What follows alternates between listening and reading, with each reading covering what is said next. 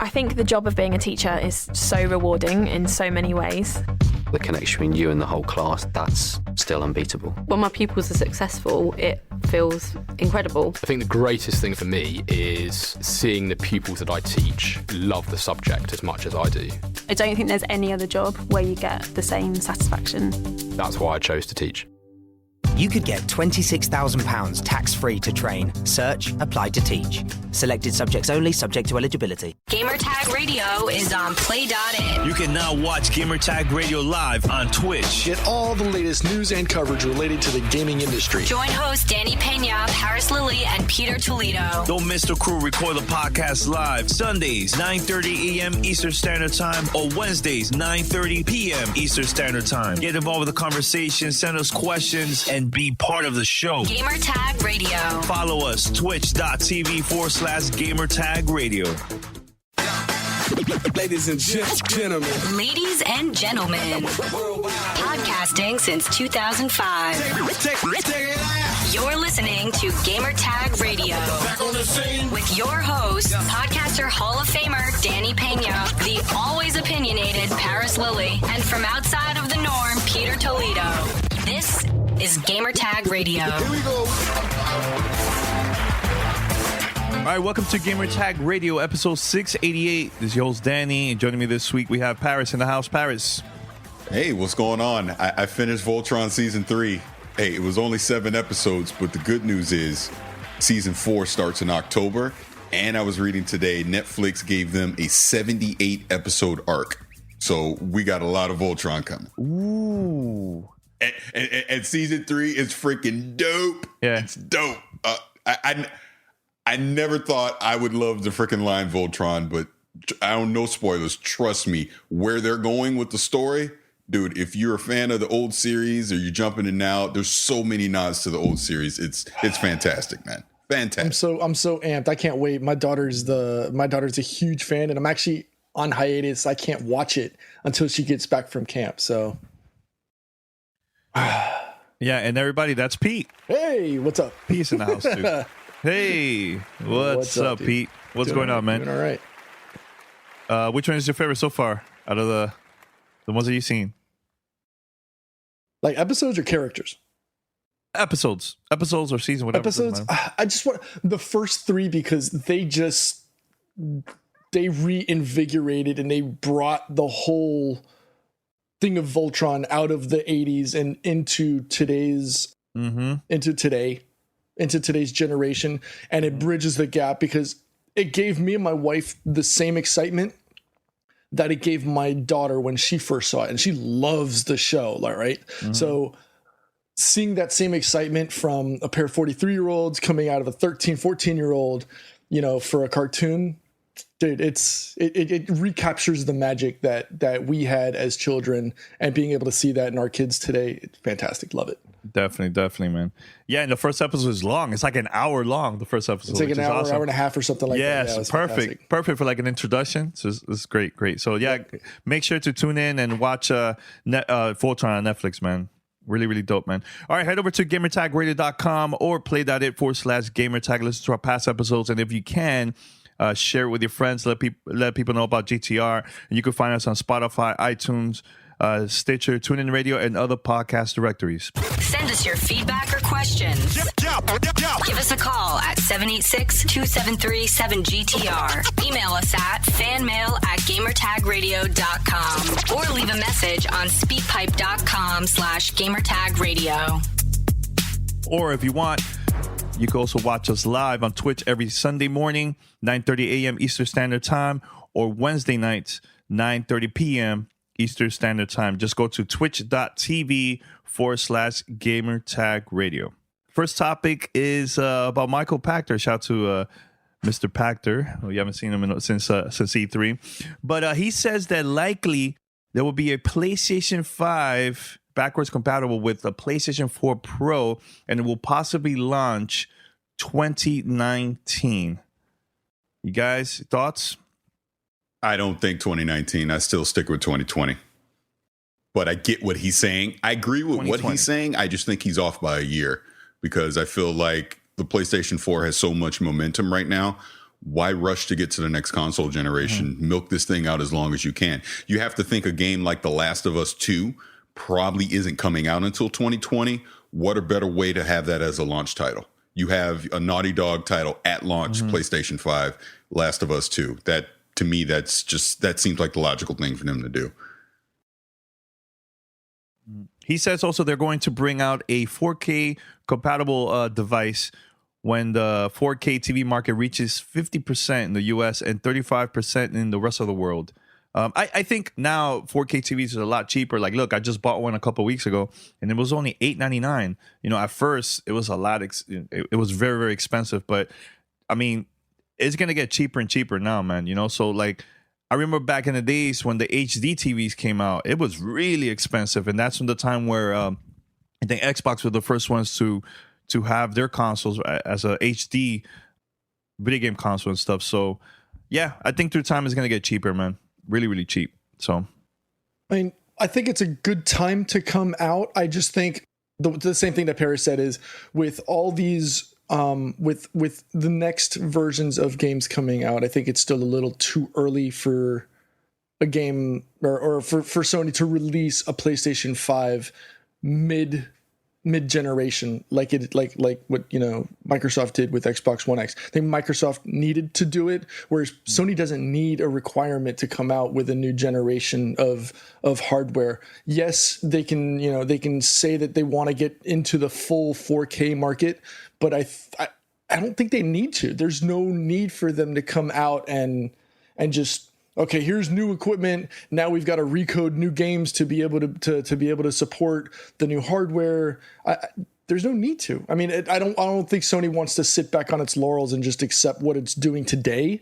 But I just don't know if it's right now is the right time. And think of this too. 2020 is 7 years. That's your typical console refresh. I mean, we've seen it happen earlier, like obviously from Xbox to Xbox 360. But I just don't see a reason. I mean, because the last one with Sony was 2006 to 2013. It was 7 years. That would be consistent with the last generation for them. Hell, Microsoft did it 8 years last time from 360 to Xbox One. So I see no reason for them to rush this, you know, to get to in a 6-year time frame and go to PlayStation 5 or even Microsoft, for example, to go to whatever the next generation Xbox is going to be. Why force it at this point? 7 years is a good base, a good long console cycle. We'll be able to see the peak of games, you know, by 2018, getting into 2019. Then we can start talking about moving on to the next gen, which at that point better be 4K 60 across the board. Because, you know, technology will be more than capable of being able to support something like that. So I fully expect when we see a PS5 or an Xbox 2E, there'll be true 4K 60 frames per second ultra for all their games. And that's what I want. I'd rather than wait another year to be able to hit that than to rush it and then go, well, we got to do checkerboard and some of the things won't be able, because that's what happened last generation. So because if you think about it right now, this generation should be 1080p 60 frames per second for everything. And it's not. And in my opinion, that's a disappointment. So I don't want to see that happen for the next console gen. So I'd rather than wait another year or two than try and force it. Wasn't it the first Xbox? I mean, of course, it wasn't selling wise. It wasn't like compared to the PlayStation 2 at that time. It did okay, but they released Xbox 360 right away. Now that PlayStation is selling way more than the Xbox One, do you think Microsoft will probably release their next gen console first than Sony because of that? That's hard to say because with them putting out, I keep wanting to say Project Scorpio, but with them putting out Xbox One X, I don't see them undercutting that and then in the next 2 years coming out with a full next gen Xbox, because you're basically telling the people that bought an Xbox One X, you should have waited because now this is the true beast. This is the true monster that we've been expecting. So I think even with Xbox 2020 at the earliest for whatever the next console gen's going to be. I don't see them doing it in 2019 and undercutting everything that they're doing right now this holiday with Xbox One X. Now, if they do plan to release a next gen console in the future, I think by 2019, make an announcement, make it like a little teaser, and then start showing it off in 2020 and then release it maybe holiday of 2020 if that's their plan. If not, 2021 or 22 could be a right time to release it. So, I mean, I see Sony lasting a very long time. They're making so much money now with the PlayStation 4. Exactly. So, yeah. Interesting. Good to know. It's good feedback. I think Sony doesn't need to do what people are expecting them to do. Mm-hmm. Definitely in the right direction. Just the timing is a little off. I just don't think now is the right time to do that. Mm-hmm. Destiny 2 PC. The beta restricts certain game capture and voice chat apps. I'm kind of confused about this. What's going on? What's going on with this? Okay, guys? so what they're doing is, and this is an anti-cheat method. So I 100% get why Bungie is doing this, and this really only affects streamers. It's not affecting the average gamer who's just gonna go play it. Basically, they're not going to like I use OBS to stream. Pete uses OBS to stream, or like XSplit and a couple other. I think the Razer application is affected by this as well. You won't be able to go full screen when you do your streaming for Destiny 2 because it's an anti-cheat method. So what they're going to do is what is it? I always say it wrong, but you can do it in windowed mode, or there's a full screen bordered windowless or something mode like that you'll be able to do. So it's just going to require a couple tweaks. Like, ironically enough, the way I do my stream is I do anything that's full screen, it'll capture and stream it. So I'm going to have to change that and actually capture it a different way. So it's just going to require a tweak. But then when you look at some of the higher end streamers that have, hundreds of thousands of followers and all that, they have these high-end sophisticated setups. So it's going to be a pain in the tuchus to be able to go back and forth between what they're going to do, but everyone will adjust. It's not that big of a deal.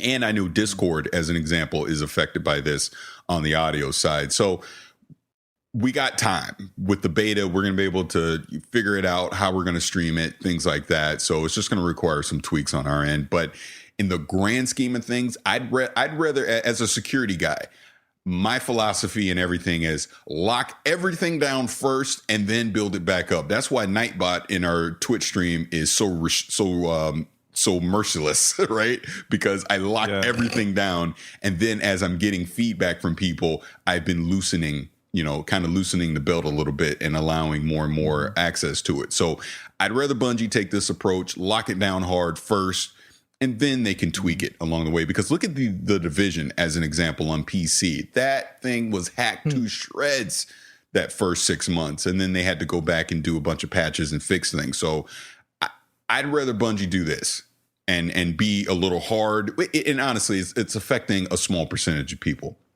that's going to play the game. So I'd rather them take this approach, and then they can look at the feedback and see how everything's working, and then make some tweaks down the road. All right, Pete, what about your opinion about this, man? I 100% agree with what Paris is saying. The last thing you want to do is, make it,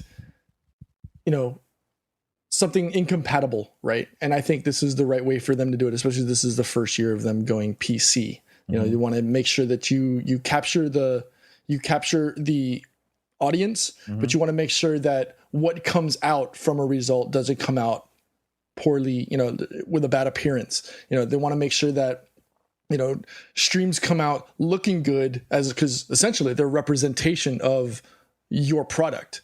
So the last thing Bungie is trying to do is having bad content. You're not going to be able to 100% control the content going out, but you want to ensure that whatever content does come out comes out looking as good as humanly possible. So, when it's not a bad thing at the end of the day, because using tools like OBS and XSplit, you can adjust what comes out to your output anyways, right? So whether you're doing borderless or full window, it doesn't make a difference. You can adjust and tweak that before you do your stream. You're just going to make sure that, and if you have a little black bar on the sides or on the top, whatever, it's not something that's going to destroy your stream. It's not something that people are going to be like, oh, that's it. He can't go full screen. That's it. I'm never going to watch a stream again. That might sound petty, but I don't think it's going to be enough to stop the content coming out. And it's not a bad thing. They just want to make sure that what comes out to the viewers comes out looking as good as possible. And as the technology improves, I don't think that it's going to be something that gets worse with time. I think that's just, it's a learning, it's an evolution process. Obviously, with Bungie, they want to take the smaller steps because they don't want to take those, they don't want to stumble, especially with Destiny 2 coming to PC. The last thing they want to do is to botch this. So it's from a game perspective, I think they're going to be okay. But because it's the visuals, it's the experience, it's getting the concept out into the eyes of people who may or may not be playing it. They want to make sure that they approach it correctly.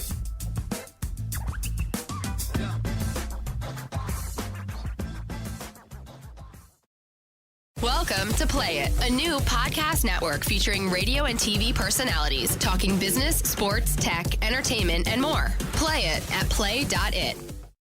Take it out. You're listening to Gamertag Radio. Paris, I know that on Twitter you were posting some news about Rainbow Six. Can you tell us a little bit about it? What's going on with that? Oh, that Rainbow Six now has over 20 million people playing that game. Or something like that, right? Wow. Something crazy like that. I believe. Yeah, registered. Yeah. And and the thing about it is, I tweeted right after that is I never got into it, and I want to get into it. I want to get into that community because again, it's become a huge esport title. It's a great example of a game that didn't have great sales, but because of word of mouth and people once Ubisoft got in there, made some tweaks and some fixes to it, the word of mouth got around and it's wound up becoming this huge community now. And like I said, it's one of the more popular esports games out there. And so much so that they have legit seasons now for Rainbow Six. So I'm really thinking that I want to go pick it up and start getting into it. And I'm sure it'll get destroyed early on, but it'll be a lot of fun. I mean, it's a very tactical game. And, I used to play Rainbow Six on the original Xbox. I used to play that thing all the time, like every night, and it's time. I need to get back into that. And I would go PC. I'd go PC if I get it because Twitch chat is asking about that.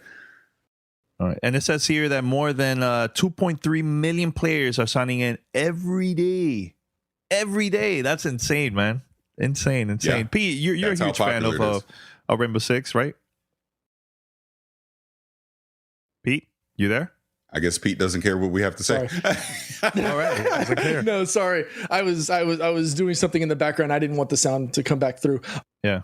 I think it's phenomenal what Ubisoft has done over the course of the past year and a half since Rainbow Six came out.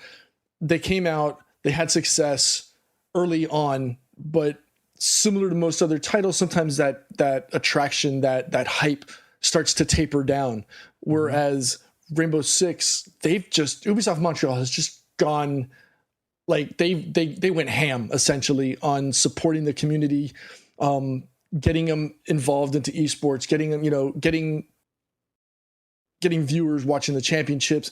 They've done so much, and they've kept bringing people back in, people that may have played it early on and they liked it, but they lost interest early on, but they've been able to draw those people back and bring in new people. And Rainbow Six is one of those shooter titles that has always been highly touted, highly respected, and to see that it's come back to that Mount Rushmore of shooter titles is great. I love the fact that they hit this 20 million player mark. That's fantastic for them. You got to give them kudos. A, for putting out a quality product, B, for continuing to support the product and giving new content and giving stuff for people to continue wanting to come back. And then, the marketing has been fantastic with all the championship series stuff.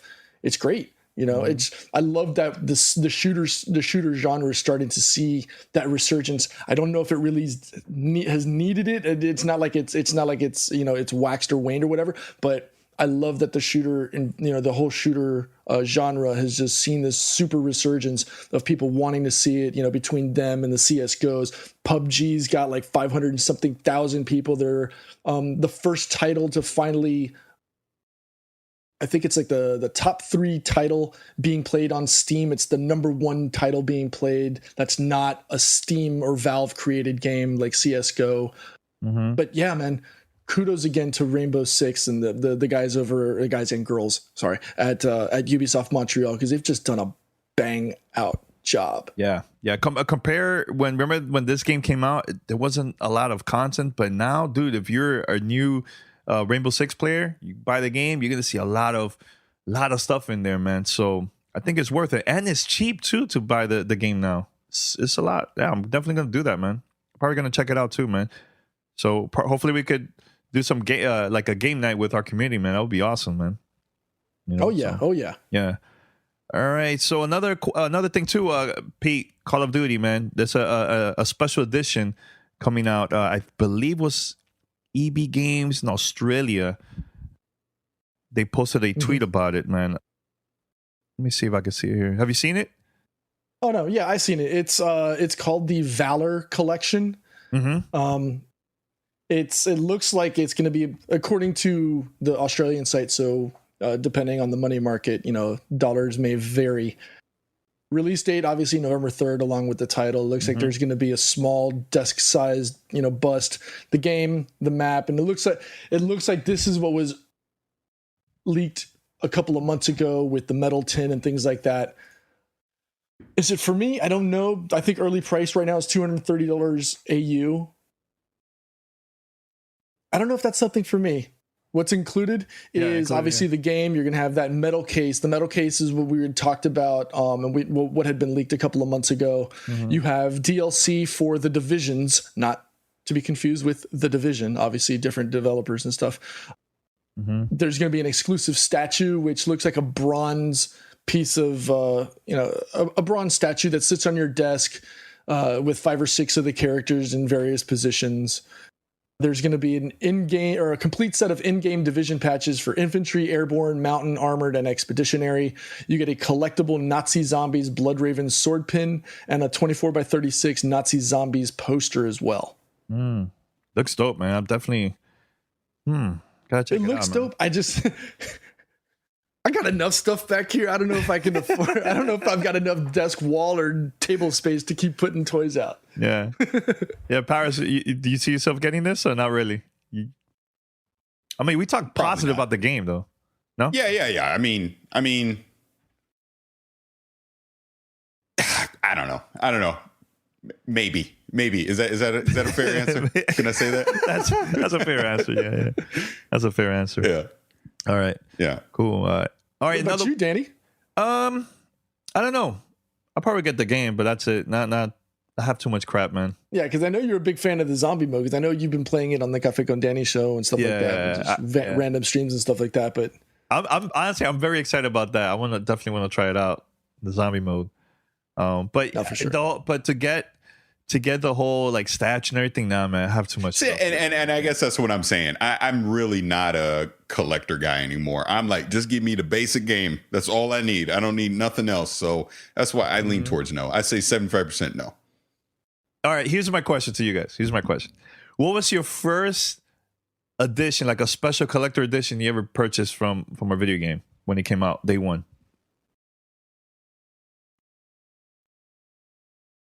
I don't know if I've ever purchased one. I could tell you mine's, but Paris, we probably have the same one. I'm not sure. Say that again. All right. First collector edition from a video game that you purchased day one. Man, that is a good one. Actually, lies. GTA 5. Ooh, GTA. No, that was your first one? No, I go way back on that. That was the first one that I actually went out and purchased with my own money because it came with was it 5 or 4? I think it was 4. You know what? It might have been 4. You know what? I'm gonna do something. Yeah, it was. I'm gonna do something unprecedented. And I'm going to go get my collector's edition. So y'all keep talking to humor yourself. I'll be back in 30 seconds. Yeah. All right. Here's mine. Mine's was Halo 2. It was like a special collector edition. It came with like a DVD. You get to see like the behind the scenes of the making of the game and everything. So that was my first one back when the original Xbox. That was my first one ever. My first one, and because I know Dreamcast also had like some stuff too, but I just purchased like the game. I don't know if Shenmue was like that. I can't remember exactly, but yeah, Halo 2 was my first one ever.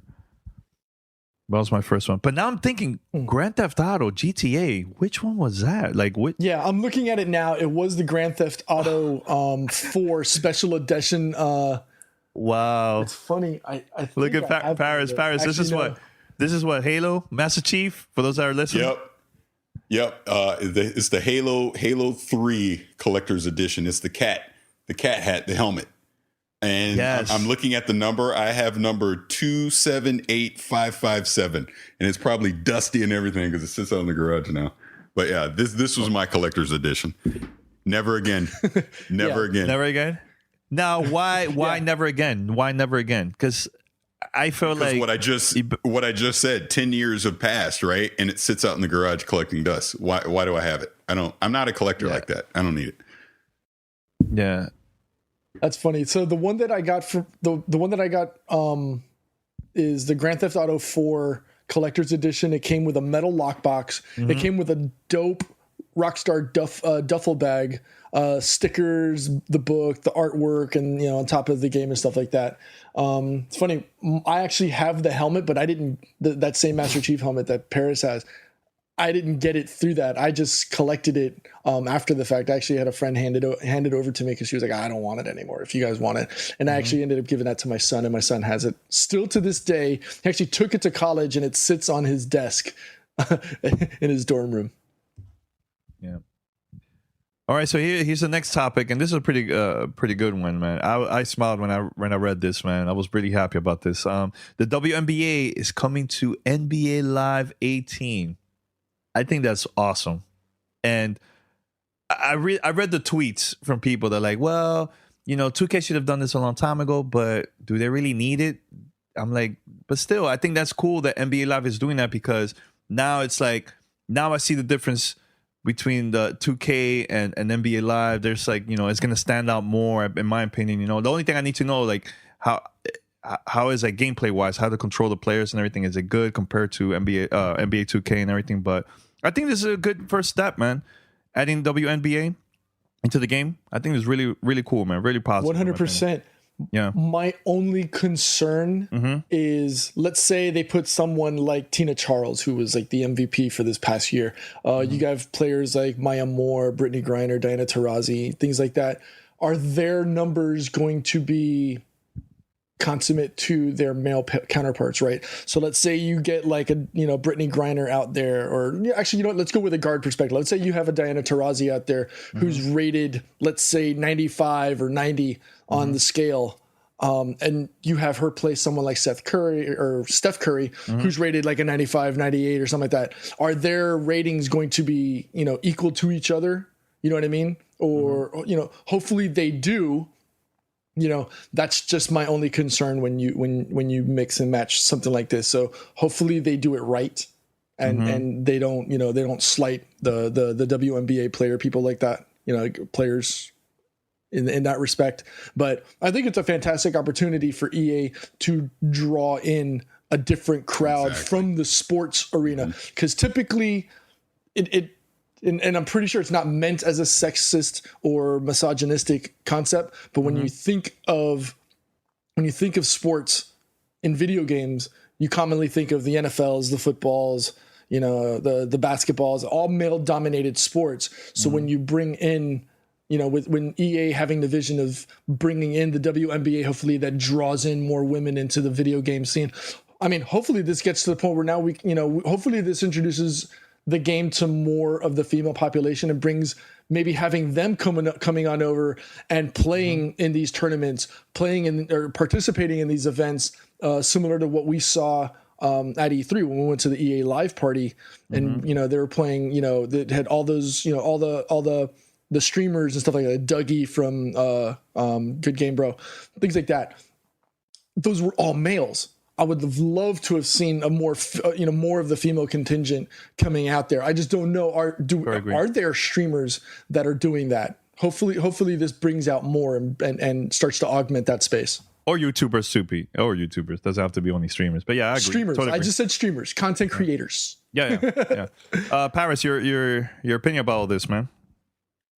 Yeah, I mean, I think adding WNBA players to NBA Live is a great thing. I mean, it's basically everything that Pete was just saying. I mean, there's nothing negative that can come out of this other than, look, we know there's going to be some idiots on social media that's going to say some dumb sexist things about it. But overall, this is the opportunity to get an audience that is there to embrace getting into video game sports. Why not? You know, if we know there are females out there in the world that are huge WNBA fans that idolize, Diana Taurasi as an example, the same way that my son idolizes Steph Curry.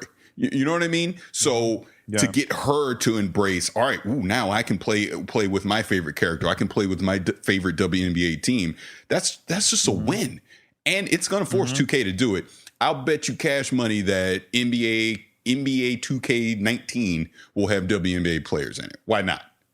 So this is good. I'm glad that EA is doing this. Look, they may not outsell 2K this year. Look, there's a high chance they won't, but competition is good. Adding new features into the game is good. So like I said, overall, this is going to be a positive thing. I look forward to it. It's the same thing with WWE 2K Paris, right? They have women wrestlers there too, and I would like to see more of that. Adding also the classic wrestlers there too, man. So now the thing is, do you think we will see like a female like the cover of NBA in the future? Do you think? Yes. You think it's possible? Yeah. Why not? Yeah. Why not? Because they've done it with FIFA. Was it FIFA that had like 2 different covers? I think, or I can't remember exactly. They had the U.S. team. I think that was when the World Cup was going on, I think, at that time. I can't remember exactly. But, yeah, I would love to see that, man. That would be awesome. That would be awesome, man. Yep. And it's funny. EA has been the ones that have been championing this cause, right? They started it with UFC, theoretically. If you really want to, if you want to take it down to brass tacks, they're the ones that started championing this recent resurgence in including women into video games, especially from a sports perspective. I don't want to say just women in general. I'm just saying women into the sports games, because they did it with the UFC with Ronda Rousey, Misha Tate, and so on. So fantastic. It's absolutely great. And, hopefully they just keep doing this more and more. All right, so shout out to our sponsor, Western Digital. With WD, you're now able to get a solid-state drives and hard drives to fit your unique needs. When you add the superior performance of a WD solid-state drive to your PC, you get blazing read speeds so you can boot your system quickly or load games and other applications in a snap. Combined with a reliable WD hard drive, you get up to 6 terabytes of storage to keep your game library, direct feed video, podcasts, and more, all in a single place. And for limited time, Gamertag Radio listeners, you could get 20% off WD SDDs with coupon code WDGTR. Let me repeat that. Coupon code WDGTR. That's 20% off WD SDDs.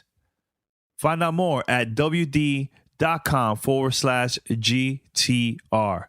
Take advantage of this. This is 20% off. You're not going to get this anywhere else. So take advantage of this. This is a great, great offer right here. Limited time offer. So once again, let me repeat this. Gamertag Radio listeners can get 20% off WD SDDs. And here's the coupon code WDGTR. And remember, for more information, go to WD.com/GTR. I know a lot of people might not know this, but I think it was like a year ago. So PlayStation added Spotify to their console. You could listen to music while playing, and you could also listen to podcasts. Like you could listen to our show while playing the game on the PlayStation 4. There's been a rumor that Spotify is also coming to Xbox One. Somebody took a screenshot of Major Nelson testing Spotify through the Xbox. It came out in one of the like activities online and stuff. So I think this is good. This is a good sign, man. I think that'll be cool. People can listen to our show while listening to Spotify and playing a game. Your thoughts about this, man? I think this is really cool. Really cool. Yeah, at the end of the day, it's not surprising there's a Spotify app on Windows 10 devices. At the heart of its core, the Xbox One, Xbox One S, Xbox One X are Windows 10 devices, right? So it's not surprising to start to, that we're going to start to see app iterations start to move over into the console space, since they're essentially running that OS anyways. It's just a matter of, just porting that over. So it's good to know that that's coming. Me personally, I just don't know if I'm going to use it, because I don't typically listen to, alternate audio, forms while playing the game. I kind of like to be immersed in my session, whether I'm playing PUBG or playing Fortnite or Wildlands or whatever. I kind of don't want to have the distraction. I can imagine Paris, playing, Trials, and then, or whatever, and then putting on putting on his favorite soundtrack. I'm not gonna say the name. And getting distracted because he starts, nodding his head because he's liking it, or whatever. I just don't. For me personally, it's not for me. Obviously, I know, Danny, you love listening to music, whether it be a podcast or listening to, hip hop or whatever. So, if that's your bag, go for it. I think it's cool. It's not for me. Yeah, I think it depends on the game. Like something like Grand Theft Auto, Saints Row, stuff like that. Yeah, I see myself doing that. But if I'm playing Call of Duty, Destiny, first person shooter game, I don't see myself, because I really doing that. I don't see myself doing that. But I really want to pay attention to like any sound effects or anything. Like, hey, the enemy is coming, while I'm playing multiplayer. So that's why I'd rather focus on the sound of the game when it comes to that. So it depends on the game. 100% agree. Depends on the game. And slight correction from our previous WNBA discussion with NBA Live. I guess myself, and I think Danny did too, we were saying female and not women. Hey, apologies. Weren't trying to offend anyone. So apologies on that. Women, obviously, semantic slip of the tongue.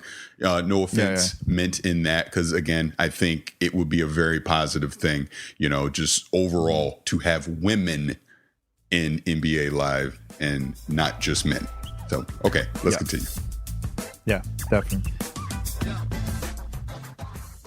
Welcome to Play It, a new podcast network featuring radio and TV personalities talking business, sports, tech, entertainment, and more. Play it at play.it. All right, let's see what we have here. All right, so we have some fan mail. It's time for fan mail. Let's do this. Fan mail at gamertagradio.com. All right, Pete, we have a voicemail, right? Yes, we do. Yep, I'll go ahead and hit play now. Hey, this is Rob from Virginia Beach, a longtime listener, and just decided to finally kind of give my opinion of your last couple episodes on the podcast there. First off, congratulations on your Twitch stream, and just wanted to also give you some constructive criticism or feedback on your stream. I know you record that and you kind of do some post editing for the podcast, but when you guys are calling out the subscribers right in the middle of when somebody's given a thought, whether it be Paris or Pete or even Danny, somebody gives a shout out to a subscriber, it's kind of jarring to the listener, at least to me anyway. Kind of pulls me out of what you guys thought was, and sometimes it even distracts you completely from the original thought you guys were trying to communicate.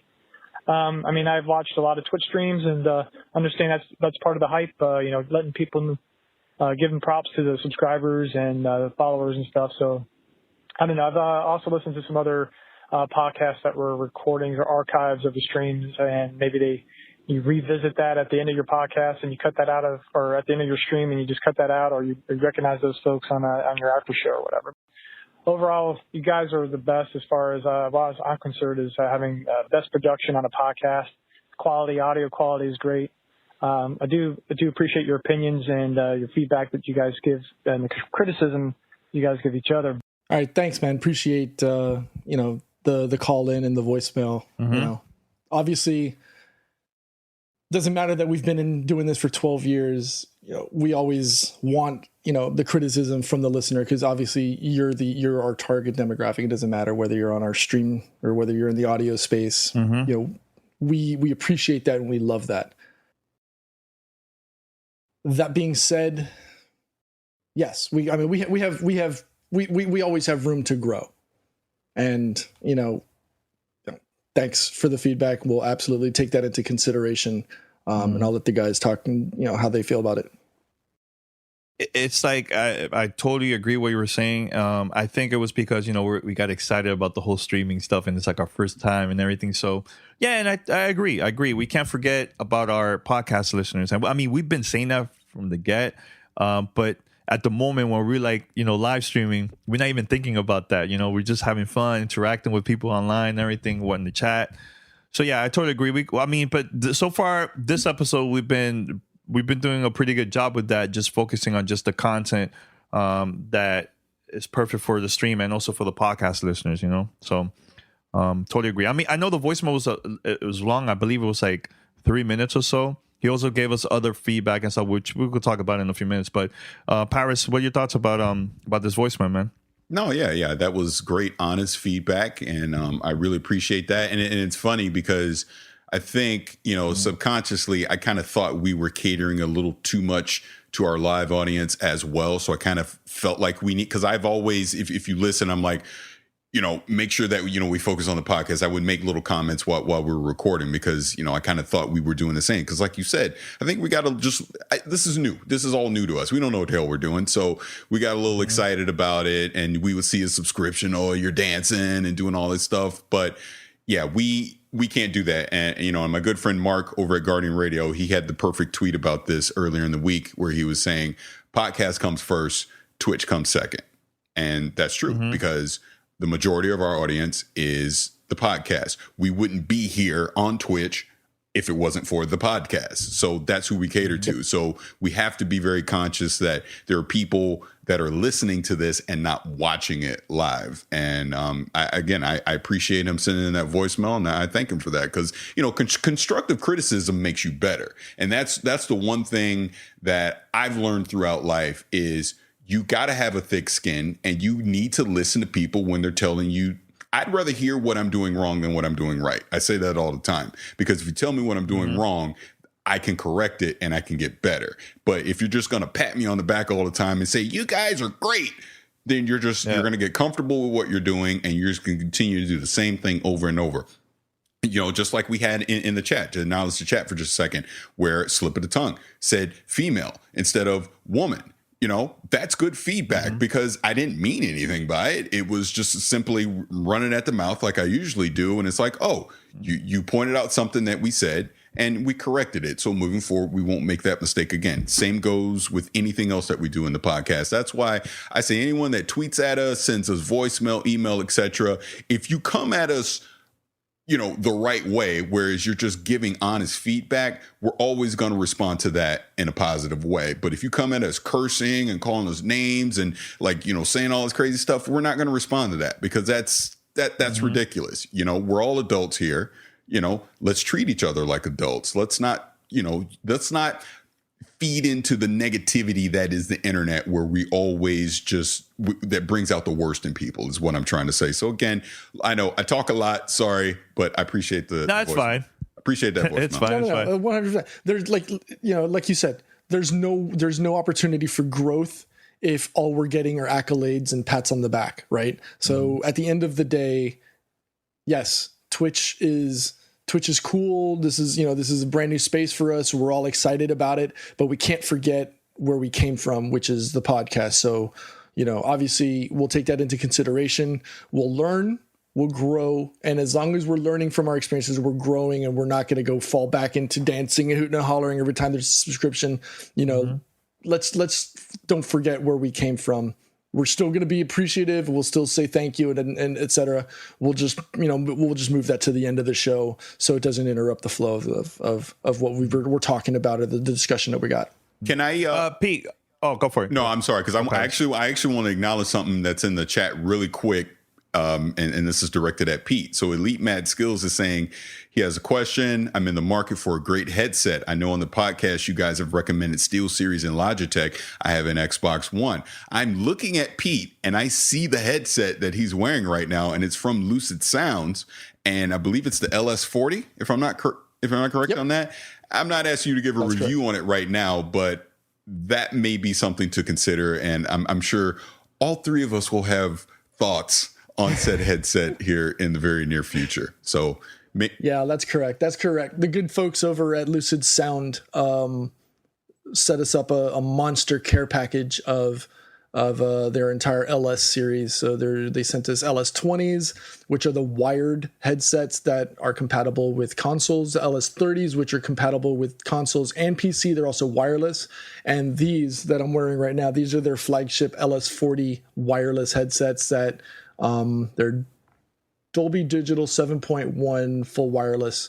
I have them connected via my sound card on my PC, and they're phenomenal. They're comfortable. I mean, I wear them for long 3-4 hour game sessions. The battery works pretty well.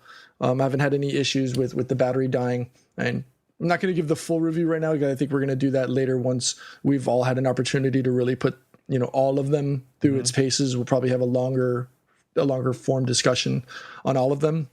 But man, those that have been watching us over the last couple of months on the Twitch stream have seen this other pair that I have with this big long orange cable. And while they're great, I'm kind of tethered to where I sit, so I can't really do any movement. Whereas, now I have the freedom to just get up and walk away and still be able to listen and hear.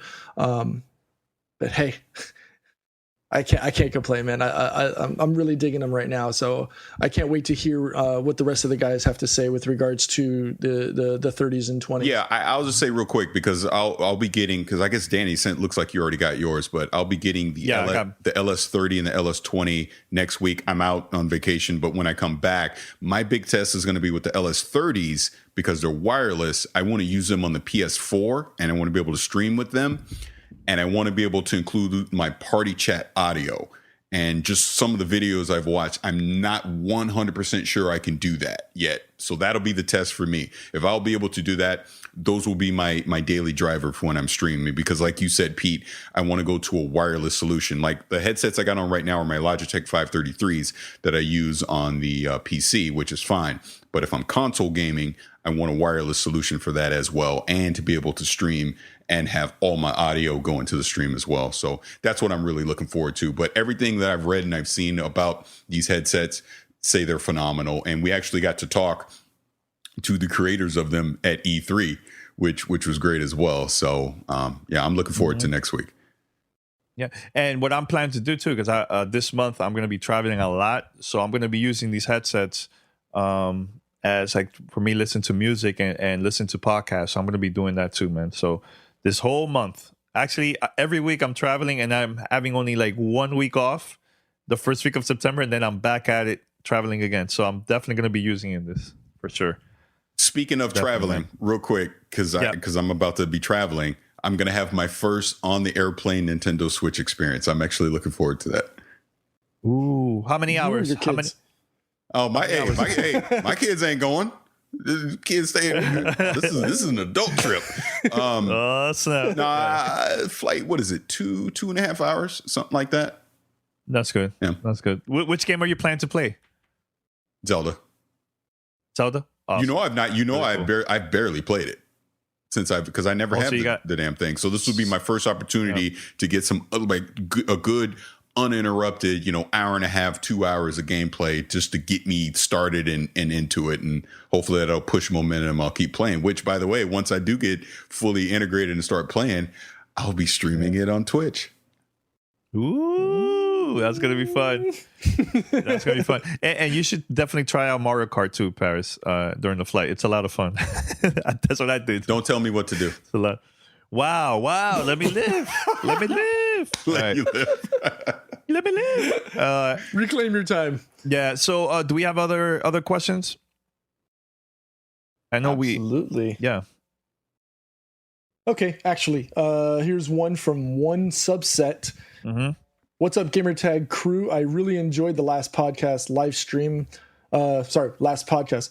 Live stream was great, especially watching Danny squiggle and squirm. With that being said, my question to you is, in this current console generation, with all of the great games that have come out, which game, in your opinion, gets the most free, keyword free support, like that of GTA 5, Forza Horizon, Overwatch? In your opinion, which game, either of those three, or if you can name some more, gets the most free DLC support from their respective studios? Keep up the good work and don't let the critics dampen your spirit. Peace out.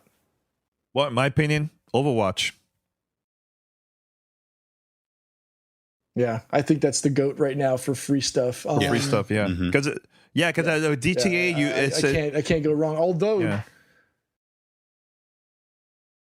no, you were saying? No, I'm saying that GTA. I think there's a lot of content there, but it's like, is it free content or is it paid content with GTA? I'm not sure. I heard more stuff with Overwatch. Well, I'm pretty sure it's GTA. I'm pretty sure it's free. I don't put a lot of time into GTA 5. I really haven't. But I'm pretty sure I'm pretty confident that it's been free since day one. So, but yeah, you can't go wrong with Overwatch. Overwatch has killed it from a downloadable content experience. So yeah, well, I was reading here, David Tuslash, out to him. He said that GTA Online is all free online content. So yeah, can't go wrong. Yeah, so that's good. Wrong. And it's been a couple years, dude. GTA 5 been around for a very long time. So yeah, I can see that. I can see that with GTA.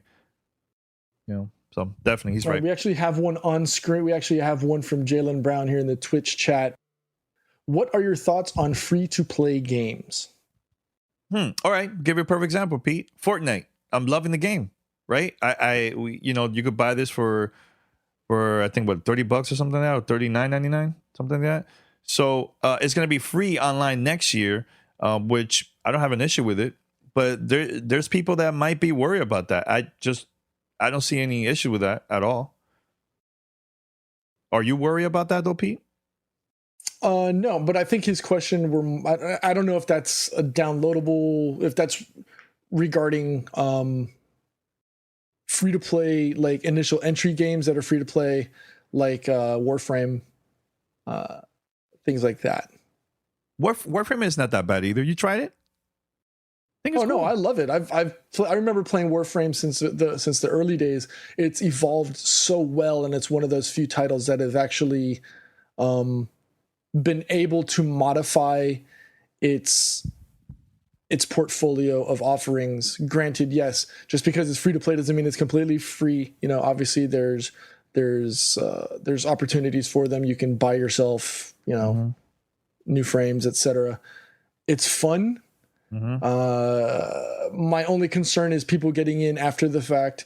You have some barriers because you're then going up against people who may have already spent a lot, considerable time and money to augment their frames. So in some instances I can see it. If it was a game, where your ability to be a wallet warrior didn't hinder or make yourself a better player, gamer, or person in the game, in that respect, I could support it. But I think a game that allows you to buy yourself into the higher echelon, better weapons, better armor, better gear, etc., just might be a little off-putting in my personal opinion. Paris? I really don't have too much more to add other than everything that Pete just said on the matter. I've never really been big into the free-to-play games. If I were to get into one, it probably would be Warframe at this point. I don't know, and maybe it's just a stigma that I have, but it's a thing of, you tell me free to play, that means if I want any of the really cool stuff, I got to grind for a super long time, or I got to throw money at the situation, and I don't want to do either. So I don't know. It's a weird conundrum when it comes to that. That's why I just never really get into any free to play games. But I understand the popularity of it, and I understand why a lot of people do it. So there's another question in the chat that I wanted to get to, because this one was earlier. This is, and I don't want to butcher your name, brother, but it's Barslone 101. I believe that's how you say his name. He's asking, was it difficult switching from console to PC gaming? I would say yes and no. It's no, because you just go do it. Just if you want to go start playing PC games, just get what you need and start playing. Yes, in the sense that if you're not comfortable on a mouse and keyboard, you basically need to make yourself comfortable on a mouse and keyboard. And the only way you're going to do that is to start playing and doing it. It takes practice. And then once you get comfortable with it, then you'll be fine. I even noticed to this day, if I go an extended period without using a mouse and keyboard, it takes me a minute to get back into it. But once you get the feel for it and everything, look, if you need to look down at the keyboard and do it. So what? Eventually, you'll know where the placements are on the keyboard. You'll know where the shortcuts are that you need, and you'll get that muscle memory going. And then without even realizing it, you're no longer looking at the keyboard anymore. And always remember this with PC gaming. Mouse always defeats controller when it comes to precision. So that's what the appeal comes to for PC gaming, especially in a PvP environment, that a keyboard and mouse person is always going to trump a controller every time, because you're just simply going to be more precise with a mouse. Yeah, remember when I got to play Star Wars Battlefront 2 at the EA Game Changers event at E3? Everybody was playing PC. And I'm like, oh man, there's no controller. Crap. I have to get used to it. So at first, I was playing horrible, but after a couple rounds, I got used to it. I got used to it big time, man. And we did a better job, after I got used to playing the whole mouse and keyboard stuff, man. So, but now my question is to you guys, the Steam controller, do you think that's okay or not really, or? I never use it. Help? I have one. I've had one now for seems like a couple years. I never use it. It's just, I'm like, why am I trying to get used to this? Either just use the damn Xbox One controller or use a keyboard and mouse. That's what I default to. But the whole point of a Steam controller is for that couch experience. If you're doing like Steam Link, or you got your PC directly hooked up to your big screen out in your living room. So I understand the appeal of it. I just think Valve never truly embrace the community with it to make it something that's going to be widely accepted. It's still a very niche market with it.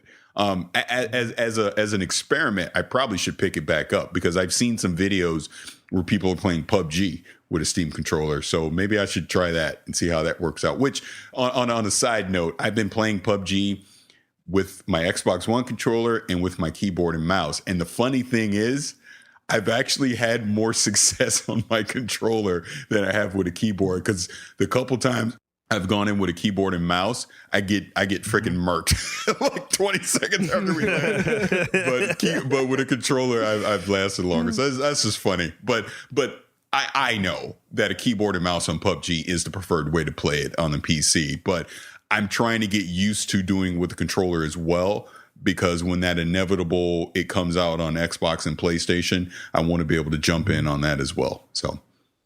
So here's a little story I got to tell you guys. So last night I wanted to, turn on my Steam machine to see maybe I could fix it or so. So now it doesn't turn on now. Before it was just showing the logo and it would just stay there. Now is this yellow light thing that pops up now every time I turn on my Steam machine. So it's completely dead, I think, my Steam machine. And I know, Pete, you said that you talked to somebody over there, right? You spoke to somebody over there at E3 about fixing the device, or because I honestly I don't know what else to do. I told you in the past, send it to me. I will reinstall the operating system. I could do all of that. And when we were at E3, I spoke to the technical hardware manager at Alienware, and he said to contact him and that, send it in, and that they'll be able to, they'll do what they can to replace it. So that's on you, brother. Yeah, I'll send it to you. I'll send it to you. So send it to me. I'll reload it. I'll do some troubleshooting on it. And worst case scenario, we'll just send it back out to Dell and have what we really need to do. We really need to reach, or just have Danny fix it himself. No, well, that too. But I know we're saying, we want Danny to build his own PC and all that good stuff, and I do think that would be a great thing for him to do. But look, maybe we need to talk to Alienware and be like, look, what can we get Danny at a reasonable price so we can get him into PC gaming? And I want to acknowledge something again from the chat. Is asking about people with RSIs who need a controller. It's not always about being top, but comfort and accessibility. And again, that's the thing with the beauty of PC gaming now. Majority of games, unless it's a game like Civ or something like an RTS, they support a controller. So if you want to use a controller, you can. There's nothing stopping you. But if you want to be competitive in PC gaming with PvP, keyboard, mouse. You have to, because you will get murked if you try and roll up in there with a controller. So there is someone in our Discord community that has played PUBG with the Steam controller, and that person has done rather well. I think they won. I don't know if they went and won, but they had something like 10 to 14 kills on PUBG with the Steam controller. So it's not always that. I think there's a good opportunity for it. I know that there's potential for it to I can't say it's going to completely replace it, but I do think that it's a possibility. It potentially could. Now, my question to you guys, with Destiny 2 coming out for the PC, do you see yourself playing this with a mouse and keyboard, or play the controller that you guys are already used to? Okay, I'm going to answer that, but I'm going to acknowledge the Twitch chat really quick because someone's disagreeing when I said that if you want to play competitive, you will get murked if you're using controller going up against people with keyboard and mouse. You can disagree with me all you want, but statistics dictate that keyboard and mouse is just simply more precise and accurate than a controller. It does not matter how great. I'm not saying you can't hang and compete. Sure, anyone can. But you start going up against the top players in the world, keyboard and mouse every time will beat a controller. That's just, it is what it is. As far as the Destiny 2 thing, I'm actually going to do an experiment with the beta. I'm going to do keyboard mouse, but I'm going to play with a controller as well. I'm just curious. Again, this think tank, this thought experiment I want to do. I want to play with a controller, and I'm going to go in PvP, and I'll see how I do, against keyboard and mouse players. But I'll say this, and Luke Smith has even said this over the past few months. They expect the PvP community between the console and the PC for Destiny 2 to kind of branch off.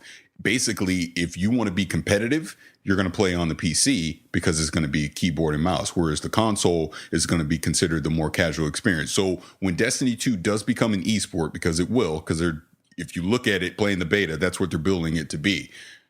The competitive scene will be on the PC. Just it will. That's where you're going to see it. And don't forget, Activision owns MLG now. So, I mean, it's just a no-brainer. Yeah, I forgot about that. That's where they're going to take the game. Absolutely. Mm-hmm. Pete, what about you? Do you see yourself also playing mouse and keyboard, Destiny 2 for PC?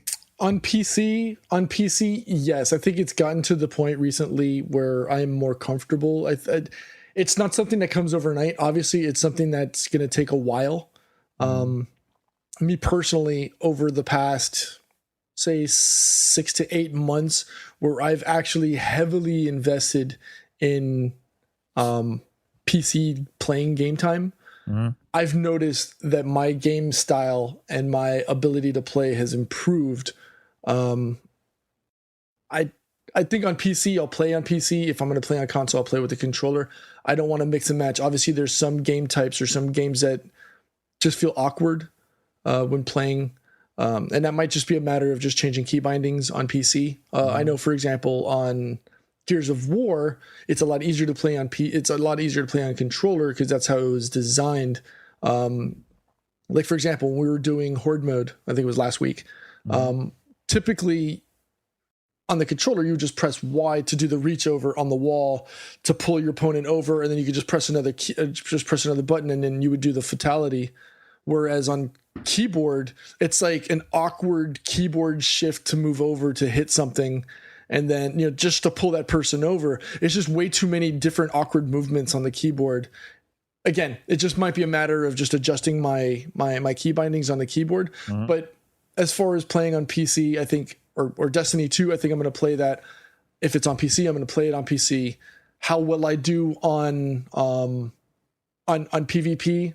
Just might be a matter of practice, putting in time, and then just adjusting the key bindings to fit me, to fit my game and play style.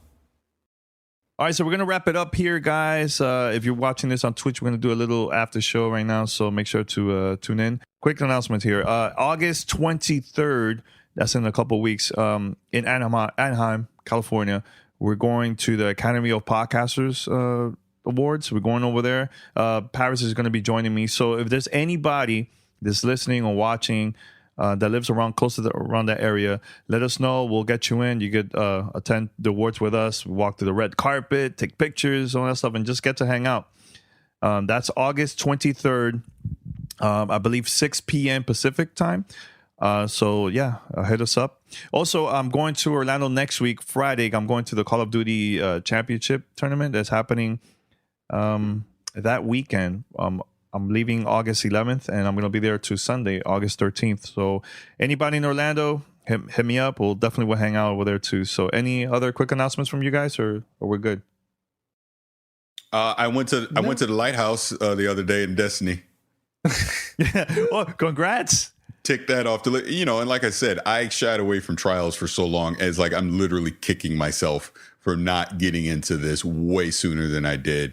And, shout out to Guardian One Clan and Connor over there, because like I feel like I'm actually glad that it took a couple weeks for me to get to the Lighthouse versus the first time that I started playing with those guys, because I didn't feel like I got carried. I felt like I actually contributed and I was helping and I understand the game. And we were talking about that the other night towards the end, like Connor was noticing how much I've improved with trials from when I first started to now, because I'm understanding sniping lanes and doing call outs and etc.